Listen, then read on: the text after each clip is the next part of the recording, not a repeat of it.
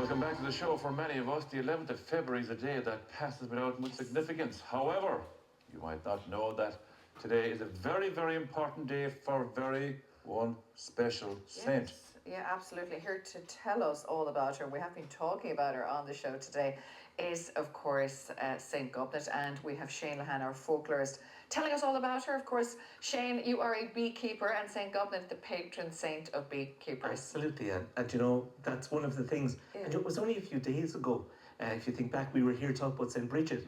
And you know, I love St. Bridget, but I have to say, I'm two-timing. I have another saint. There's a lot there, on the show today, by the way. You know, From the Olympics to Shane Lahan. But my first love, I'd say my first love, the first saint I ever came across. I go back when I was a young fella. Yeah. I was only 13 years of age. I went off to the lovely Gaeltacht of the Gobnait to learn my Irish there. We were brought over to Ballyvourna, and I remember seeing Seamus Murphy's beautiful statue of St. Gobnait, you know, and she there with her cloak on her and so on, and she was standing on a beehive. And you know, ever since I was thinking of Corcolé, I was thinking of the beautiful music, all the things that I love. My archaeology, my folklore, my mythology, all the saints, the bees that I love now, they all somehow crystallise in Gobnait. And I've had this love affair with her, and I've gone back down to Ballyvourna all the time to celebrate her. And today, the one day in the year, this is her festival, the 11th of February, there are crowds of people, you know, in Ballyvourna, you know, celebrating. And, you know, people associate her with the honey, as you said. But in fact, she's not the one that brought honey to Ireland. And I think it's worth telling one little story before we go on to Gobnait. There was a fella from Kilkenny, from what was it? Tobrachna, okay, and he was called Madonach, and Madonach was like a lot of the Kilkenny lads, and you see them playing hurling. They're fairly tough and feisty, and he was beating fellas up. So they decided they'd send him off to Wales, to St. David in David in the south of Wales. And St. David put him looking after the bees over there. And after a whole lifetime of looking after the bees, he became tranquil and calm and so on. And then, of course, Boss and Aaron, he wanted to die in Ireland. So he asked David, can I head back to Ireland where I could when he was an old lad? And when he went on into the boat, didn't all his bees follow him? And he went back 3 times, and the bees kept following him. And David said, look, take them with you. And off he went, and he brought the bees to Ireland for the first time. There's an old saying back in West Kerry, most bosses boss and Ireland there. That's it. It might come from that as well. You know, at least if I die, at least I died in Ireland. In Ireland. Yeah, I died home. There was another saint, Saint Malaga, but of all of the saints associated with bees in Ireland, it has to be the Gobnait, the wonderful, beautiful Gobnait. And tell us about Gobnait. So Gobnait, interestingly enough, there's a huge association. She may have come from Carna or Galway kind of area. She went out in Inisheer. Yeah, that's what I was saying to Dolly earlier, Oh, there's huge devotion to her on Inisheer. When she was on Inisheer, an angel appeared to her and said, Gobnait, you need to found a beautiful church where you'll see 9 white deer. So she went off, she landed in Dunqueen because it's a big day there in Dunqueen as well, and there's a lovely well there dedicated to her. She did a bit of a traipse around up to parts of Limerick, down to Waterford, everywhere where we have Kilgobnait, and there's many of them. Oh, there's Waterford and Kilgobnait, of course. Wales and so on. But eventually she came to Clondrohid, and she saw 3 white deer. She was on the right road. She was in Ballymakeera, nearly at home, when she saw 6. But it was eventually when she got to Gurton Tubrad in Ballyvourna, she saw the 9 white deer. And she settled into the area there. Beautiful glade, like almost kind of druid-like kind of opening in glade. And she was tending her bees. But the great story of her and the bees, of course, is that the O'Hurleys, they were the family. The O'Hurleys were the family there. And what happened was that some of the lads were off, they were doing a bit of hunting and so on. And their enemies, the O'Donohues, they came in over the hill. And the great activity at that time was cattle raiding. And they started heading off with all the cattle. And the O'Hurley chieftain was left on his own. And he went up to this young Gobnait and he said, will you help me out? And she said, I will, of course. So she grabbed up her beehive, her bee skep. These are the old bee skeps. And she threw it after the gang that were going. And the bees, of course, came out of it. And they went off and they stung all the raiders and so on. And, of course, the cattle came back. In another version of the story, he comes and she takes her beehive, she touches it, and it turns into a helmet, okay? A brass military helmet. And when O'Hurley looks around, there was a whole army of soldiers, kerns as we call them, and they went off and they got the cattle back and so on. But what happened is that they disappeared, But the helmet that she had created stayed with the O'Hurley family for many, many years afterwards. Is that the this helmet the there? depiction? No, that's her just a beautiful image from William Butler Yeats' sister, Lily Oh. Yeats, who Oh, did a really? lovely image that I got some time back. But just go back for a moment, okay? This is a good part. The helmet was something that was kept there in Ballyvourne all the time, and people used to use it for cures, and they would get the holy water was inside it and so on. Somebody from Kerry borrowed it, and it never came back.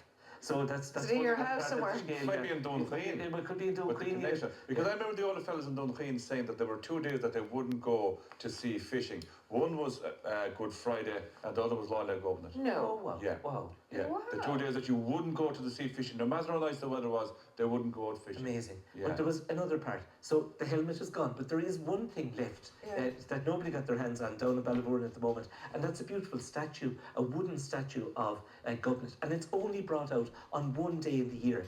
And what you have with it is what's called the Thomas Gobnaitin, or the Thomasine, the measure, Gobnait's measure, which is a ribbon like this one. And what happens is the statue is taken out, Yeah.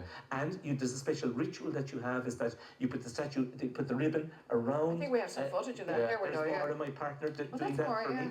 Is Just it on 3 the day. times, is it? 3 times, okay, and you do it at all parts and rub it all over. When you have your ribbon from there on in, okay, you will never be in any trouble on a journey. Crashing your car, and going over So it's water blessed on the almost. sea. It's blessed. People use it for everything, for cures, for Yeah. illnesses, and so on. I still have one inside in the car. I with never me, heard keep of it that. with me. That's lovely. Oh, it's a great tradition. And just the statue itself, how long is that around? That's I was just about- going to ask the same Yeah. question because it looks really 15th old. century. 15th century. It's one of the few, about 4 or 5 medieval carvings that we still have, and it's one of the best kept and looked after with great And where affection is that every day. kept? Kept inside the sarcastry, I imagine, and Yeah. only brought out today. It's Today. only there, and that's what people are doing today. In Ballyvourne. In Ballyvourne. In Ballyvourne. So people will do that with the ribbons for their own protection. And part of it then, Dahi, will be to go on the pattern. Long pot through Long pot today. through, yeah. There are two days for Gobnait. One is Whit Sunday, okay, Pentecost, which will be around the end of May this year. But as well today, Gobnait's Day. And what they will do is that they will do the round. They will go to the various stations that are there. And in doing that, they will visit a number of things. One, they'll visit Gobnait's house, okay? And Gobnait's house was excavated back in the 1950s by the late Professor O'Kelly from UCC. And when he did excavate it, he found a number of very interesting things. One was a lot of iron working material, slag as we call it, which is the material left over after smelting, but various other implements like that. And you must remember that Gowa, our Gwivnu, the great Celtic god, Gwivnu, who's the smith god, is associated. So we believe that a lot of the figures like the Gobon, or the Gobons there, or indeed like Obon, who's also down in Ballyvourne, that there's this tradition relating to all of these figures. And of course, Gobnait herself has this association with smithcraft. She was a Goa as well. So you have that. One place is the house. The other one I really love down there is the tradition of the bula. And the bula is a round stone, and it was kept, and part of the pattern day is you put your hand into the church. There's a hollow in the church. We can see it here. Some of my students now, these are some of my American students doing it for me. And what they're touching is this lovely round ball, okay?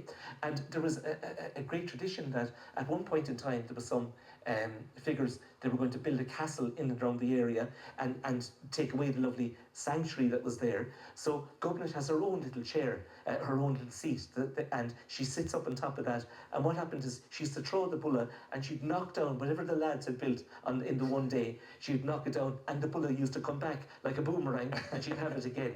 And people like the helmet that we had, that was for curing animals out of sickness. People looked to it, they did all sorts of things. The other tradition, of course, is the well, and people all, of course, go to the Holy Well, Gobnait's Well, to take the waters that are there, especially women, in case you had heavy menstrual pains, if you were involved, if childbirth, if you, all of those things were there. So there's a lot of kind of Bridget associations too, in the sense of, children and all. I see them very much part of the same tradition. And would they be around the same time, or do we know? Of course. So Bridget's Day is the first. 11 days later, we have Gobnait's Day. So we have that sense. But what's really interesting for me as well is that down below in Balavorna, there's a really lovely living tradition where people clean out the well. If you have an intention or something that you need to get, Yeah. you take the bucket and for 21 days you clean out the entire well water that's there. And people believe strongly that for any, let's say somebody who's very ill, who's very sick, Yeah. that this will grant them extra. Like holy water. Holy water, but it's a part of a ritual, I think, that goes back to Even further again. an earlier Like time. cleansing. When did she live, Shane? That's what I always wanted to ask you. Yeah. Was she- So really, we're looking at all these saints belonging to that kind of early 6th century, 7th century Yeah. sort of date, early Christian sort of period. But there's another lovely story about another statue that's down there that's related to this. There's a figure called the Gadi Dove, the black thief. And the story is that, Gobnait had some lovely altar vessels and so on that she got over time as gifts and so on. And the Gadi Dove took her best horse, her white horse, okay? Yeah. And he robbed it one night, filled up everything in the shadow of the night, and off he went riding mad. And he said, I'll go as fast as I can and as far as I can away. And of course he rode all night long, delighted with himself. And when the cock crew and the sun came up, what did he find? He was only going around the church all night long, and he didn't get away anywhere. And it's where therefore Neil Feather Bob the Bula are enough. Nobody can outwit the old saint, or nobody can pull a fast one on the Isn't it? It's you know. lovely. I didn't realise there's how so much much around positivity, her. though. Yeah. Oh, So yeah. much positivity. And so many wonderful stories, And I must say, I've been going down to Balavorna, and I love going down there. It's Yeah. one of my places to go. But just last year, I went down to watch a fantastic musical that Yeah. the whole community, young and old, were Yeah. involved in. And everyone was there. The rejoicing and the sense of identity that comes to this magnificent figure is Yeah, just... but it's a great area as well, the Cork Gaeltacht there, when it comes to language, music and song as well, Yeah, and totally. storytelling, Shane. Yeah, I just love that whole area. There's a different feeling and Yeah. a different way of looking at the world, I think. Yeah. And it's also very pretty to boot. Very, very nice down there as Shane well. Gurmila man. Right. Lovely. We've learned so much. I didn't realise. I knew there was association with Inisheer, but I didn't realise Yeah, don't all of it, and the Cork Blink as and the well. whole lot. That's Yeah. brilliant. Big No, it's time. everywhere. Great. Now you're back next week to tell us about what, Shane? Yeah, next week we're into Ash Wednesday. Oh, God, right.